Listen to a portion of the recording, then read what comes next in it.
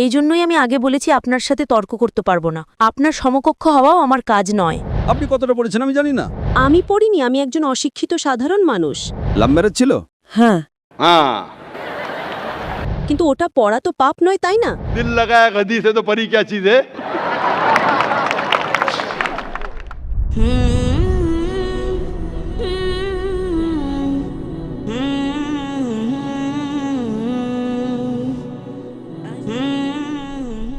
আমার নাম স্বপ্না, আমি হিন্দু পরিবার থেকে।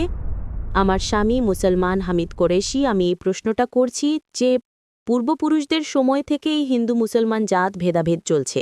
তো আপনি বলেন যে হিন্দু মুসলিম আলাদা আলাদা নয়, এরা সব এক। আমি মানি, কিন্তু ব্যাপারটা হলো যখন কোনো হিন্দু বাচ্চা হয় তখন তাকে হিন্দু রীতিতে বরণ করা হয়, মুসলিম বাচ্চা হয় মুসলিম রীতিতে বরণ করা হয়, যেমন তার কানে আজান দেওয়া হয়। আর যখন হিন্দু বাচ্চা হয় তার নাম কৃষ্ণ বা রাম নাম রাখা হয়।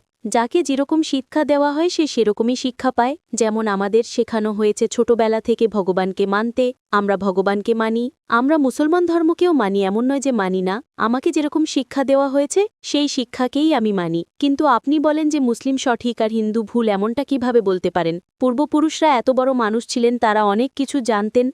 আমি আপনার সাথে তর্ক করতে পারবো না, কারণ আপনি অনেক কিছু জানেন আর আমি কিছুই জানি না। আমাদের বাবা দাদারা এসব দেখে এসেছেন এবং আমরাও দেখেছি যে আমরা গুরুজন, তাদের আমি সম্মান করি। তিনি আমার সাথে তর্ক করতে চান না, আমিও আপনার সাথে তর্ক করতে চাই না। করতে পারবো না কারণ আমার অত শিক্ষা নেই, অতটা বলতে পারবো না, তাই না? বোনের প্রশ্ন হলো যে আমি বলি হিন্দু মুসলিম এক, কিন্তু যে হিন্দু পরিবারে জন্মায় তাকে হিন্দু শিক্ষা দেওয়া হয়, যে মুসলিম পরিবারে জন্মায় তাকে মুসলিম শিক্ষা দেওয়া হয়।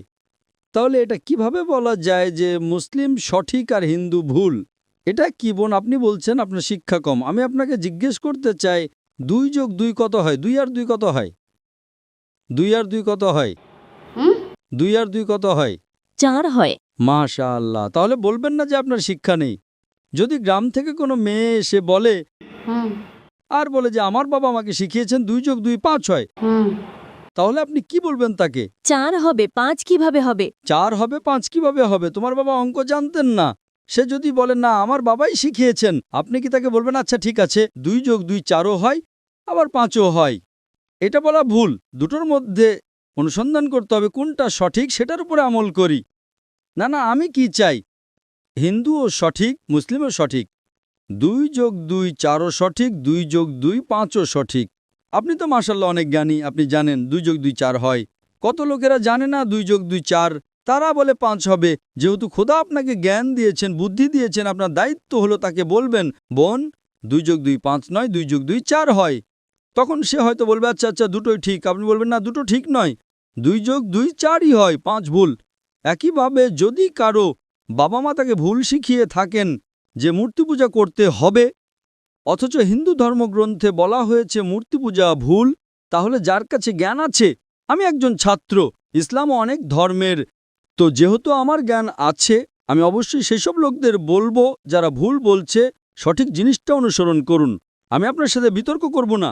কিন্তু যারা জ্ঞানী লোক হিন্দু ধর্মের, খ্রিস্টান ধর্মের, ঈসাই ধর্মের, এটাকে বলে ডায়ালগ।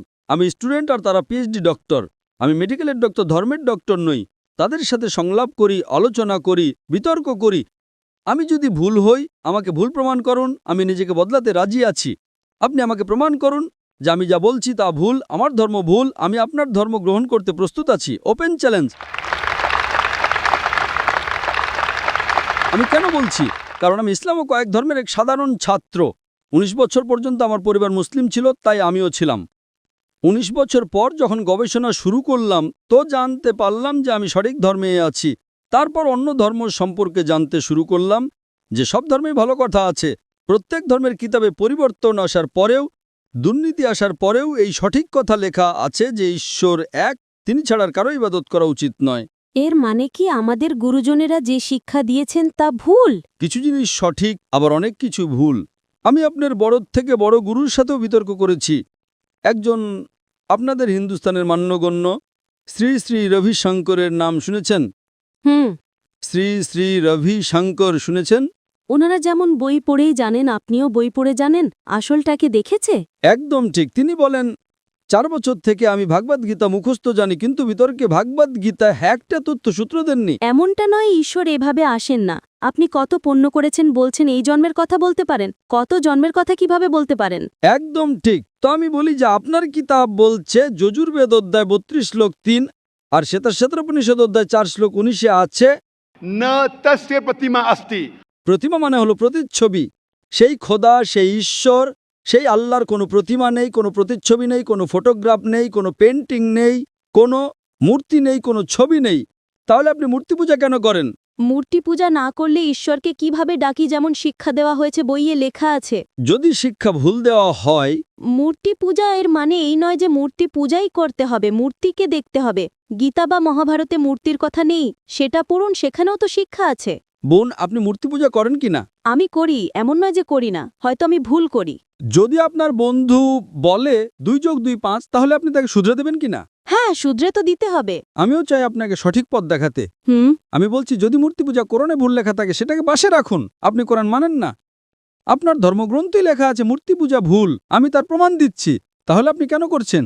আপনাদের যেমন শিক্ষা দেওয়া হয়েছে যে এই ধর্মে এইভাবে ডাকতে বোন। হয়, ঈশ্বরকেই তো ডাকা হয়। বোন, একটা একটা করে আলোচনা করি, তারপর অন্য বিষয়ে যাব। আমার প্রথম প্রশ্ন হলো, মূর্তি পূজা যখন ভুল তখন কেন করেন? আপনি কেন মূর্তি পূজা করেন? এখন সেই পূর্বপুরুষরা ওইভাবেই করে এসেছেন, এটা তো আজকের কথা নয় যে আমি মানা করে দিলাম আর বললাম চলো ও আর করছি না। কিন্তু এই পূর্বপুরুষরা যখন যুগ যুগ ধরে করে আসছেন, তখন তারা তো এটা বলতে পারেন না যে আমরা করব না, আমরা করব না, তাই না? যদি যুগ যুগ ধরে গ্রামে শেখানো হয় যে 2 যোগ 2 5, তাহলে কি আপনি সেটা মানবেন? আমার পূর্বপুরুষরা বলতেন পৃথিবী সমতল, আমি কি তা মানব? আমি জিজ্ঞেস করছি, আজ পৃথিবী কেমন? পৃথিবী কি সমতল নাকি পৃথিবী গোল? গলে। মাশাআল্লাহ, আপনি তো জ্ঞানী, আপনি তো জানেন। তাহলে যদি আমার বাবা দাদারা বলতেন পৃথিবী সমতল, তাহলে আমি কি করব? তাদের কথা মানবো নাকি ছেড়ে দেব? তো সেই সময় কি এই যুগ চলতো না? একদম ঠিক, আজকের যুগ এটা। এখনকার যে যুগ তার চেয়ে আগের যুগ সেই সময় ভালো ছিল, পবিত্র ছিল। আগে এমন প্রচার হতো না যেখানে কোটি কোটি মানুষ একসাথে দেখতে পারত। আজকের প্রচারে এখানে লক্ষ লক্ষ মানুষ জমা হয়েছে, লক্ষ লক্ষ মানুষের সাথে টেলিভিশনে কোটি মানুষ দেখছে। তাই আপনার কোনো অজুহাত থাকবে না। কোটি কোটি মানুষের সামনে আপনাকে বলা হয়েছে যে মূর্তি পূজা ভুল, এরপরেও যদি আপনি করেন তাহলে আপনার কোনো অজুহাত বাকি থাকবে না। মূর্তি পূজা ভুল আপনার কোরআন শরীফে যেমন লেখা আছে, আমাদের গীতা মহাভারতেও লেখা আছে, কিন্তু ওটা পড়া তো পাপ নয়, তাই না? আমি কখন বলেছি যে গীতা পড়া ভুল? আমিও গীতা পড়ি, আমি বাইবেলও পড়ি, আমি ইহুদিদের কিতাবও পড়ি, আমি বেদও পড়ি। আপনি কতটা পড়েছেন আমি জানি না, আমি পড়িনি, আমি একজন অশিক্ষিত সাধারণ মানুষ। কিন্তু আমি পড়েছি। হ্যাঁ, এই জন্যই আমি আগে বলেছি আপনার সাথে তর্ক করতে পারবো না। আপনার সমকক্ষ হওয়াও আমার কাজ নয়। হ্যাঁ, তো আমি আপনার সাথে তর্ক করছি না, আমি শুধু অনুরোধ করছি। কিন্তু আমি এটা বলতে চাইছি না আমাদের পূর্বপুরুষরা যা করে এসেছেন সেটা কি ভুল? এজন্যই তো বললাম, আমার পূর্বপুরুষরা বলতেন যে পৃথিবী সমতল, দুনিয়া সমতল। আমি সেই পূর্বপুরুষদের কথা কি মানব? আমি পূর্বপুরুষদের সম্মান করব, তারা আমার বড় ছিলেন, আমার বাবা দাদা ছিলেন। সম্মান করার মানে এই নয় যে তাদের সব কথা মানতে হবে। যদি আমার পূর্বপুরুষরা বলতেন 2 যোগ 2 5, তাহলে কি মানব? না। আমি শ্রদ্ধার সাথে আচরণ করব, আমি তাদের গালি দেব না, আমি তাদের অসম্মান করব না, ভালোবাসার সাথেই বলবো, কিন্তু বলবো যে আপনি ভুল। হুম। আর যদি নাও বলি, অন্তত আমার জীবনে সেটার ওপর আমল করব না। হুম।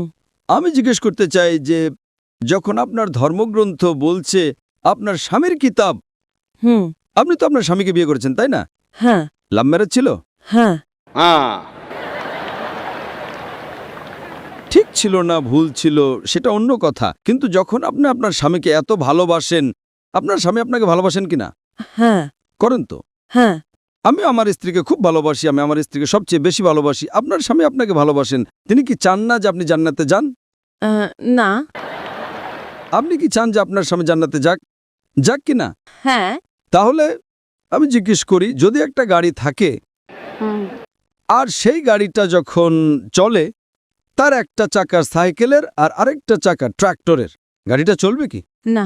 চলবে না, ভারসাম্যহীন। এজন্য আমাদের দেখা উচিত কোনটা একটা সঠিক। 4 টায়ার যদি লাগিয়ে দেয় সাইকেলের, তাহলে হয়ে যাবে হাতগাড়ি। যদি ট্রাকের টায়ার লাগাই, হয়ে যাবে ট্রাক। তাই আমাদের এটা অনুসন্ধান করা উচিত। আমি এটা বলছি না যে চোখ বন্ধ করে আপনি আপনার স্বামীর কথা মেনে নিন।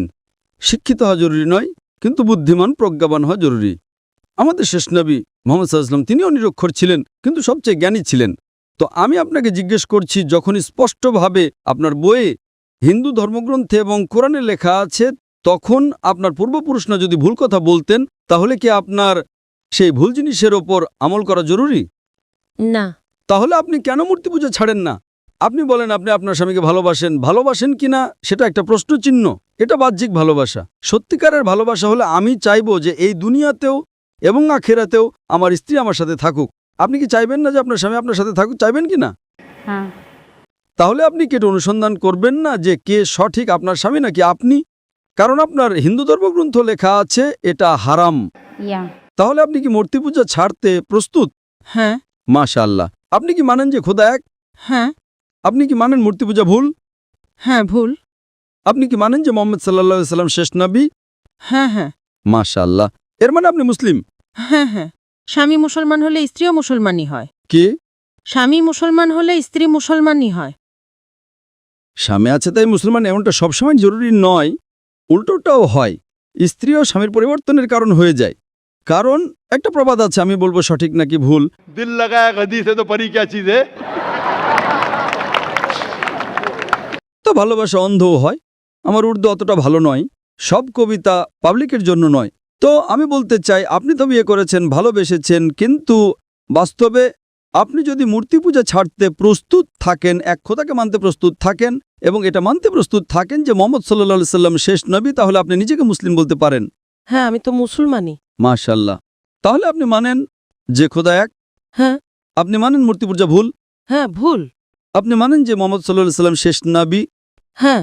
মাশাআল্লাহ। আপনাকে কেউ জোর করছে ইসলাম গ্রহণ করার জন্য? না, না, আমাকে কখনো কেউ জোর করেনি। কত বছর আগে আপনার বিয়ে হয়েছে?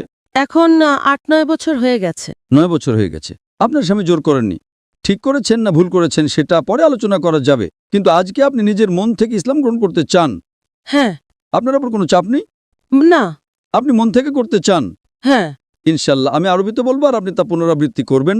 अशहदु अशहदु अल्लाह अल्लाह इलाहा इलाहा इल्लल्लाह इल्लल्लाह व अशहदु व अशहदु अन्ना अन्ना मुहम्मदन मुहम्मदन अब्दुहु अब्दुहु व रसूलुहु।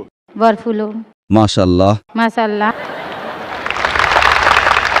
আপনি মুসলমান হয়ে গেছেন, আপনি 9 বছর পর মুসলমান হয়ে গেছেন। আমি অনুরোধ করব যে আপনি ইসলামের জ্ঞান অর্জন করেন, কোরআন অনুবাদের সাথে পড়েন আর সেটার উপর আমল করেন। আপনার এই শাহাদাত আমার গতকালের বয়ানকে সম্পূর্ণ করেছে। আমি বলেছিলাম জ্ঞান 2 পৃথিবীর জন্য।